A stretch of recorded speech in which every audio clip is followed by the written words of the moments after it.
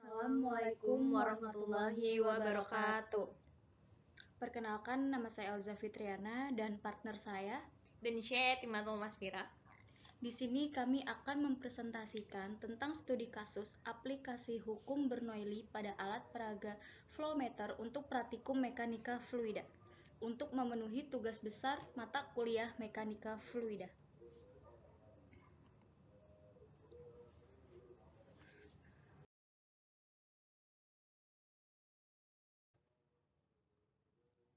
Hukum Bernoulli. Hukum Bernoulli merupakan dasar yang dipelajari dalam mata kuliah mekanika fluida. Hukum ini menjelaskan bahwa fluida yang bergerak lebih cepat akan menghasilkan lebih sedikit tekanan. Dan sebaliknya, fluida bergerak akan lebih lambat akan menghasilkan tekanan yang lebih besar. Selama ini, mahasiswa cenderung mengalami kesulitan dalam memahami materi yang disampaikan, ditambah dengan banyaknya persamaan yang harus dihitung, terutama dalam kaitannya dengan persamaan Bernoulli. Alat peraga flowmeter didesain untuk memenuhi kebutuhan akan media pembelajaran aplikatif yang bisa diimplementasikan khususnya pada mata kuliah mekanika fluida, salah satunya untuk mendorong terbentuknya pola pikir kritis pada mahasiswa. Rumusan masalah. 1. Apa yang dimaksud dengan flowmeter? 2. Bagaimana pengukuran fluida yang masuk dan keluar dari suatu proses? 3. Bagaimana mahasiswa mampu mengimplementasikan hukum Bernoulli pada praktikum mekanika fluida? Tujuan. 1. Mengetahui apa itu flowmeter. 2. Mengetahui prinsip hukum Bernoulli. 3. Mendemonstrasikan aplikasi flowmeter dalam pengukuran laju aliran dan kecepatan aliran di dalam pipa.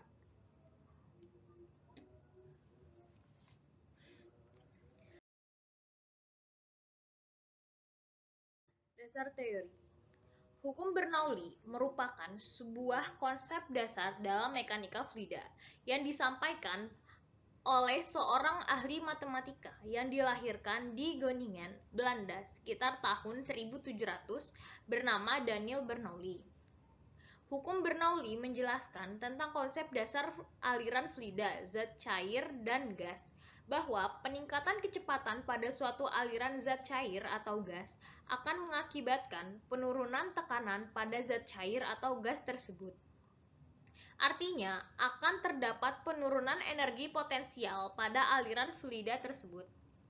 Konsep dasar ini berlaku pada fluida aliran termampatkan, compressible flow, juga pada fluida dengan aliran tak termampatkan, atau incompressible flow. Juga pada hukum Bernoulli sebetulnya dapat dikatakan sebagai bentuk khusus dari konsep dalam mekanika fluida secara umum yang dikenal dalam persamaan Bernoulli. Asas Bernoulli adalah tekanan fluida di tempat yang kecepatannya tinggi lebih kecil daripada di tempat yang kecepatannya lebih rendah. Jadi, semakin besar kecepatan fluida dalam suatu pipa, maka tekanannya makin kecil dan sebaliknya. Makin kecil kecepatan fluida dalam suatu pipa, maka semakin besar tekanannya. Ini merupakan eksperimen fluida Bernoulli. Secara singkat, persamaan Bernoulli bisa dirumuskan sebagai berikut. P1 ditambah 1/2 rho V1 kuadrat ditambah rho GH1 sama dengan P2 ditambah 1/2 PV2 kuadrat ditambah PGH2. Itu merupakan rumus persamaan Bernoulli, di mana P1 itu adalah tekanan dengan satuan Pascal, P2 adalah massa jenis fluida dengan satuan kilogram per meter kubik, V adalah kecepatan fluida dengan satuan meter per sekon, dan G adalah percepatan gravitasi bumi, yaitu 9,807 meter per sekon kuadrat, dan H-nya itu adalah ketinggian dengan satuan meter. Debit adalah volume fluida meter kubik yang mengalir melewati suatu penampang dalam selang waktu tertentu dirumuskan dengan persamaan berikut. Q sama dengan V per T. Keterangannya, Q adalah debit dengan satuan meter kubik per sekon. V adalah volume fluida dengan satuan meter kubik. T adalah waktu fluida mengalir dengan satuan sekon. Debit adalah besar yang menyatakan banyaknya fluida yang mengalir selama 1 detik yang melewati suatu penampang luas. Maka, dapat dikatakan pula debit sebagai hasil kali kecepatan dan luas penampang. Debit yang masuk pada suatu penampang luasan sama dengan debit yang keluar pada luasan yang lain, meskipun luas penampang itu berbeda. Hal ini disebut dengan persamaan kontinuitas dengan rumus A1 dikali D1 sama dengan A2 dikali D2. Aliran fluida. Aliran fluida nyata lebih rumit daripada aliran fluida ideal, sehingga persamaan-persamaan diferensial parsial yang biasa digunakan untuk menghitung aliran ideal sama dengan persamaan Euler, tidak mempunyai persamaan umum. Untuk menjawab soal-soal aliran fluida nyata digunakan cara-cara semi-empiris dan hasil percobaan. Ada dua jenis aliran mantap dari fluida-fluida nyata yang harus dipahami dan diselidiki. Aliran-aliran itu disebut aliran laminer dan aliran turbulen. Kedua jenis aliran tersebut diatur oleh hukum-hukum yang berbeda. Aliran laminer. Dalam aliran laminer, partikel-partikel fluidanya bergerak di sepanjang lintasan-lintasan lurus, sejajar dalam lapisan-lapisan atau laminernya. Besarnya kecepatan dari laminer yang berdekatan itu tidak sama. Aliran laminer diatur oleh hukum yang menghubungkan tegangan geser ke laju perubahan bentuk sudut, yaitu hasil kali kekentalan fluida dan gradien, atau Y sama dengan Y dV per dy. Kekentalan fluida tersebut dominan dan karenanya mencegah setiap kecenderungan menuju kondisi turbulen. Aliran turbulen. Dalam aliran turbulen, partikel-partikel bergerak secara serampangan ke semua arah.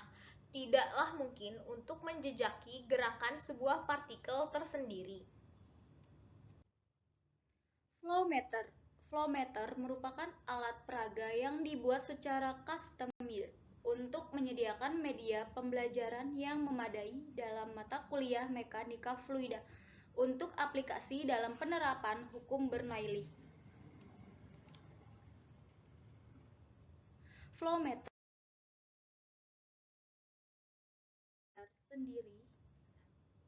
Flowmeter sendiri merupakan instrumen pengukur yang digunakan untuk menentukan sejumlah besar aliran dari sebuah material seperti udara, fluida maupun bubuk. Aliran yang diukur melalui instrumen ini adalah laju aliran dan volume yang mengalir selama jangka waktu tertentu.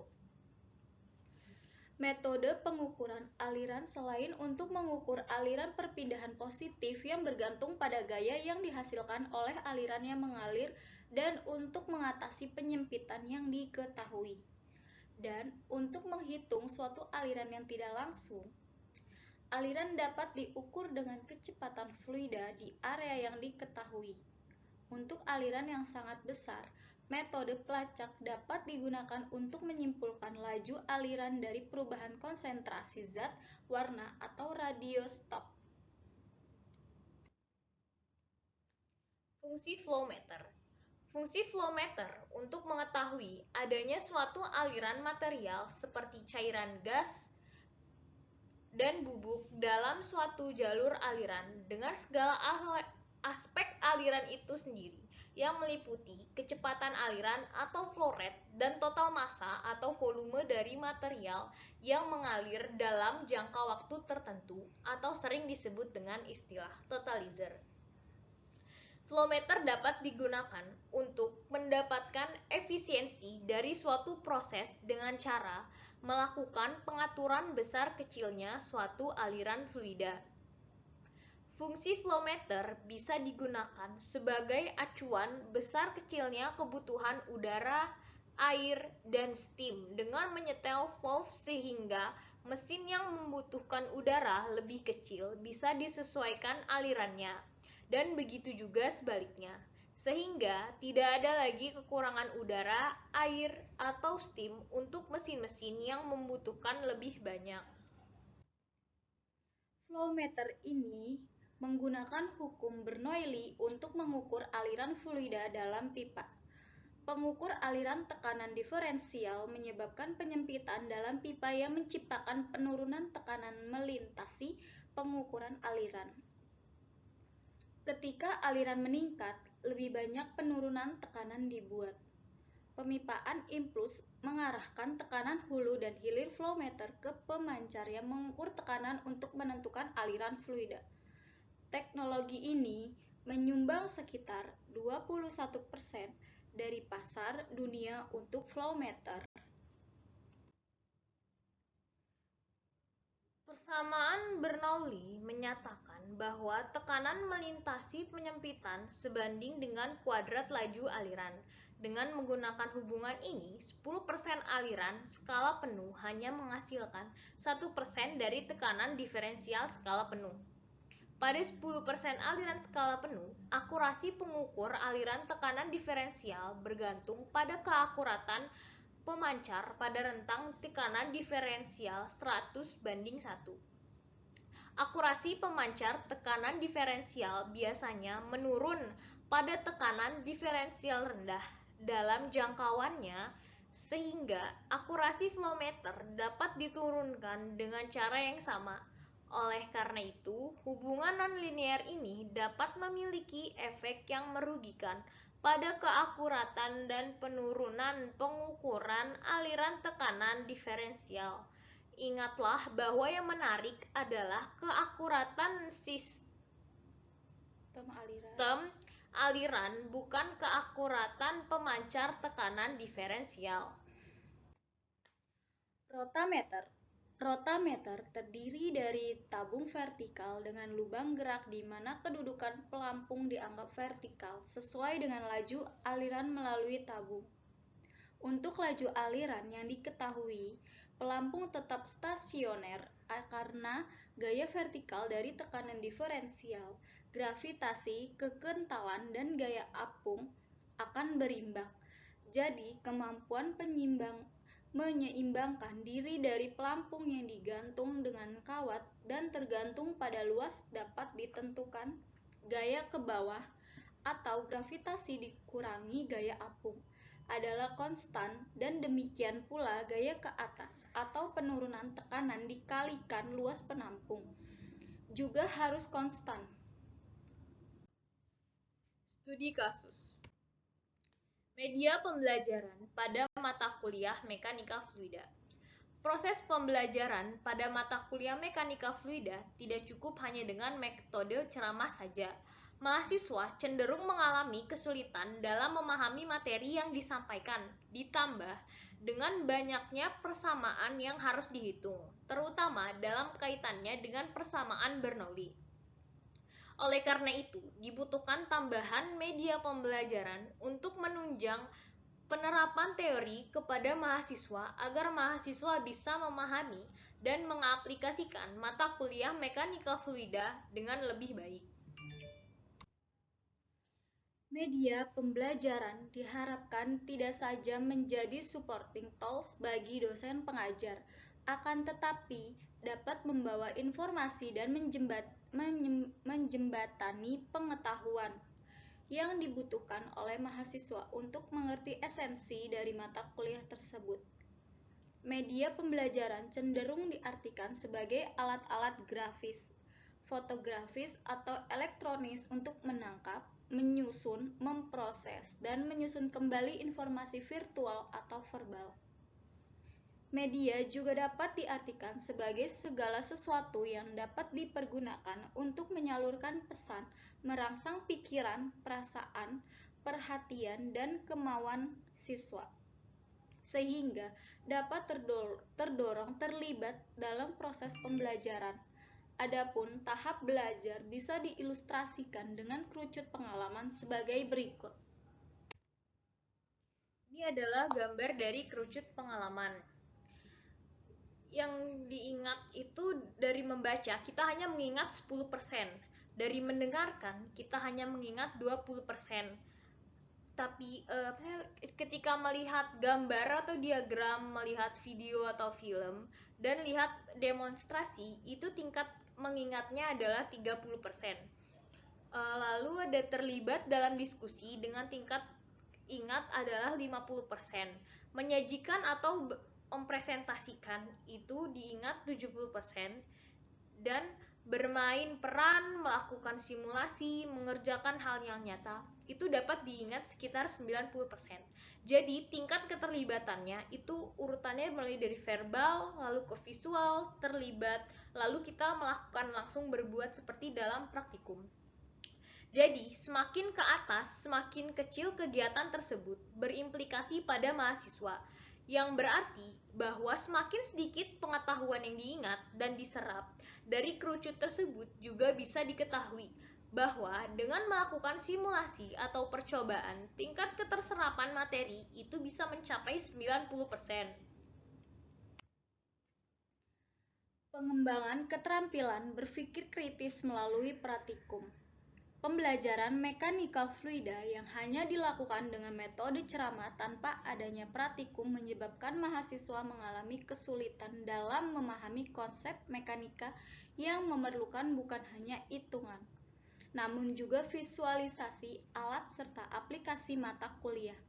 Keterampilan berpikir kritis merupakan salah satu bentuk keterampilan yang memerlukan brain processing yang cukup tinggi. Kemampuan berpikir kritis menuntut penggunanya bisa menyelesaikan masalah atau yang disebut dengan problem solving. Mahasiswa membutuhkan stimulasi yang terus-menerus agar daya nalar kemampuan berpikir kritisnya bisa semakin berkembang. Kemampuan ini termasuk mendeteksi hal yang relevan, menjabarkan materi pelajaran, kemampuan reasoning dan dari eksperimen yang dilakukan, memberikan definisi dari materi pelajaran yang diberikan, membuat laporan ilmiah, pertimbangan mengenai prosedur dengan meminimalisir faktor dugaan dan perasaan dalam setiap percobaan yang dikerjakan. Nah, di samping ini itu ada gambar ya critical thinking skill. Kita masuk ke metodologi percobaan, peralatan dan bahan. Peralatan yang digunakan dalam melaksanakan percobaan ini adalah sebagai berikut. 1. Pompa air AC otomatis. 2. Ember. 3. Rotameter. 4. Pressure meter. 5. Pipa air. 6. Valve manual. Prosedur yang dilakukan dalam percobaan ini adalah sebagai berikut. 1. Siapkan alat dan bahan yang dibutuhkan dalam percobaan penelitian. 2. Alat akan dimulai dengan pengecekan kondisi air pada tangki penampungan. 3. Fluida yang digunakan adalah air karena murah, perawatannya rendah, serta tidak memerlukan perbedaan tekanan yang terlalu besar. 4. Pompa akan mulai dinyalakan. Apabila pompa tidak menyala, maka pengecekan pada tempat penampungan air harus dilakukan kembali. Dan apabila pompa menyala, maka air selaku fluida akan mulai mengalir dan melewati rotameter sekaligus pressure meter. 5. Setelah itu, data pengukuran yang ditampilkan kemudian dicatat mahasiswa untuk dianalisis lebih lanjut tergantung kebutuhan dalam kegiatan belajar mengajar yang akan dilakukan. Nah, ini adalah diagram alir alat peraga voltmeter yang seperti sudah dijelaskan sebelumnya oleh Elza. Dari diagram ini bisa kita lihat yang pertama itu adalah start, itu kita memulai menyiapkan alat dan bahan dan juga merakit bahan-bahan yang ada sebelum melakukan percobaan ini gitulah. Setelah dirakit itu yang pertama kita lakukan adalah pengecekan air pada tangki itu dan ada penyalaan pompa. Ketika pompanya tidak menyala, kita harus mengecek kembali pada langkah pertama yaitu pengecekan air pada tangki. Namun ketika dinyalakan pompanya, air sudah menyala, aliran air tersebut akan mengalir secara bersamaan ke rotameter dan pressure meter. Nah, ketika aliran fluida air tersebut melewati rotameter dan pressure meter, kita bisa membaca datanya lalu menuliskannya atau membuat tabel hasil percobaan. Dan ini adalah hasil rancang bangun mekanik dari alat peraga flowmeter. Hasil perancang mekanik dari flowmeter dapat dilihat pada gambar berikut.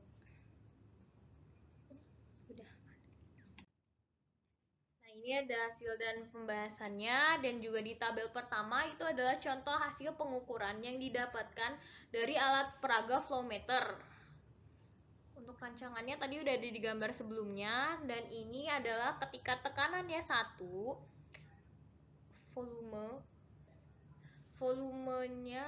volume aliran itu adalah 1,8.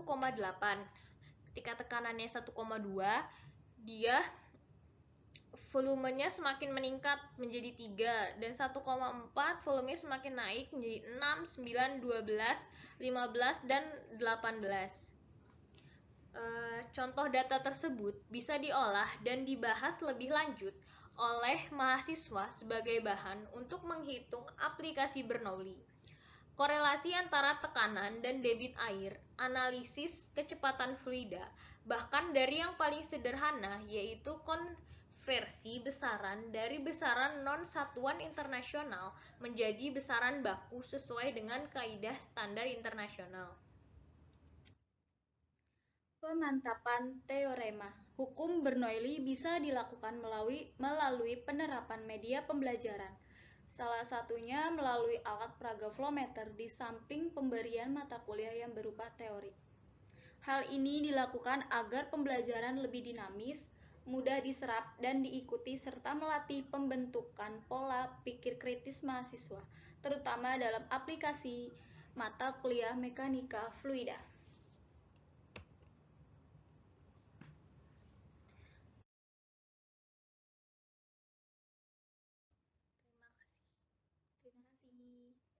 Cukup sekian presentasi dari kami.